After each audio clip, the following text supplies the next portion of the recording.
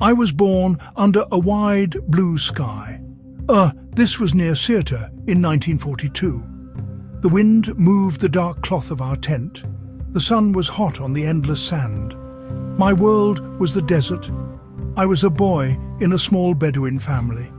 We did not have many things. Our wealth was in our camels. Our wealth was in our stories. My father herded the camels across the dry land.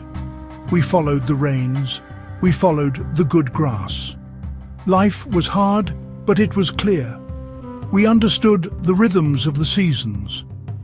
We understood the needs of the animals that gave us life. We slept on soft rugs inside the tent. At night, we sat by a small crackling fire.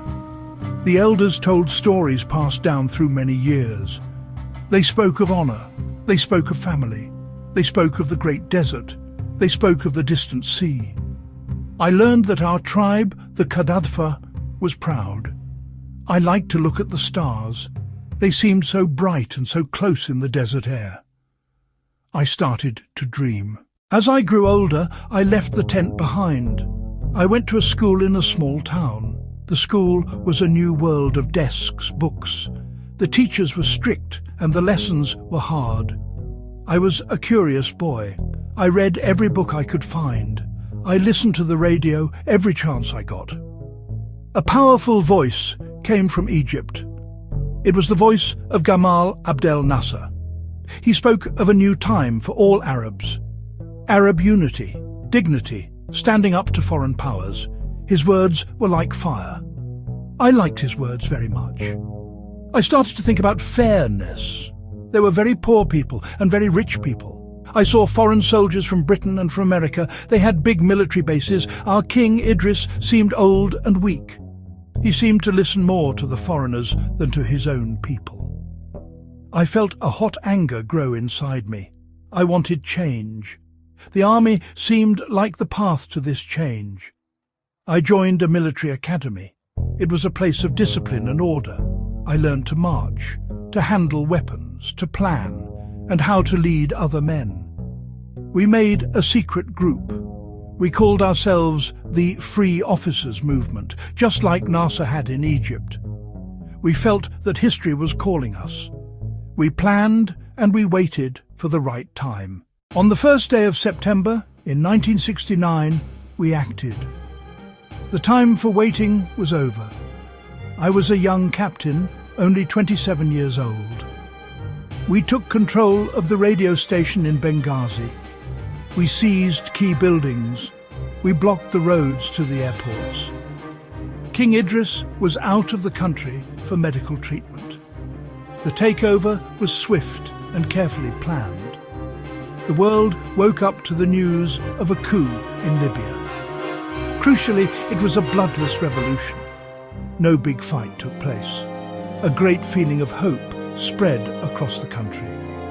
Many people poured into the streets to celebrate. They sang patriotic songs. They waved the new flags. They cheered for us, the young soldiers who had dared to act. They believed a new Libya would rise from the ashes of the old kingdom. I went on the radio and spoke to the nation. I announced the end of the monarchy. I announced the birth of the Libyan Arab Republic. I felt the immense weight of power on my shoulders. It was a moment of great fear and great duty at the same time. People saw us as heroes. Our revolution promised social justice. It promised freedom. It promised unity. We formed a revolutionary command council to govern the country. The early days were filled with energy and excitement. The joy in the streets was real. Of course, not everyone was celebrating.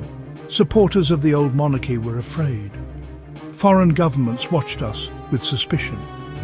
They put their faith in me and the other young officers. We had promised them a new dawn, and they were eager to see the sun rise.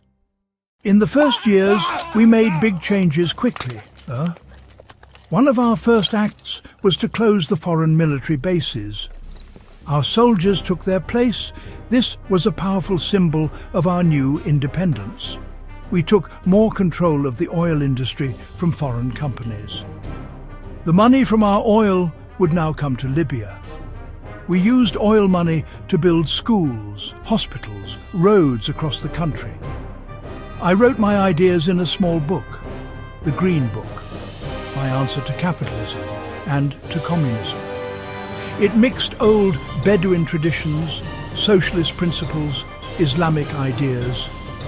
I called it the Third Universal Theory. We tried to put these ideas into practice. We created people's committees in towns and in cities, give power directly to the people, a state of the masses. But the revolution story did not stay bright. Some felt the committees did not listen. Critics were quieted. Dissent was not tolerated. Those who spoke out could be put in prison. Some were executed. Many thousands fled into exile. I rejected the title of president. I called myself the brotherly leader and guide of the revolution. I met world leaders in a large, luxurious tent. I wore colourful, unusual clothes. I gave very long, rambling speeches on television. To some, a true revolutionary. To others, the strange and cruel theatre of a dictator. My image was everywhere, a reminder of who held the power. In the year 2011, a new wind of change blew across the Arab world. It was called the Arab Spring. In country after country, people stood up against their rulers. This wind soon reached Libya. In February, protests started in the eastern city of Benghazi. The streets filled, young people, old people. They were tired of the lack of freedom, the corruption. The state responded with force.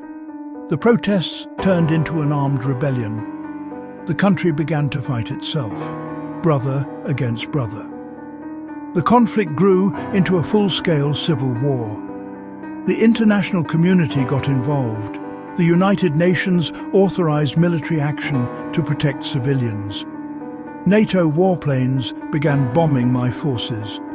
The war came closer and closer to the capital, Tripoli. In August, rebel forces entered the city. After 42 years, my rule was collapsing. I left the capital and went into hiding. I moved south, trying to evade capture. I made my way back toward my hometown, the city of Sirte. On October 20th, 2011, my life ended in Sirte. The city had been under siege for weeks. I was trying to escape in a convoy. NATO aircraft spotted us and attacked. I survived the bombing. I tried to hide in a large drainage pipe, but rebel fighters found me. There was chaos, shouting, anger, broadcast on shaky phone cameras. For some, it was a moment of justice. For others, a moment of great sorrow. After that day, Libya was not whole.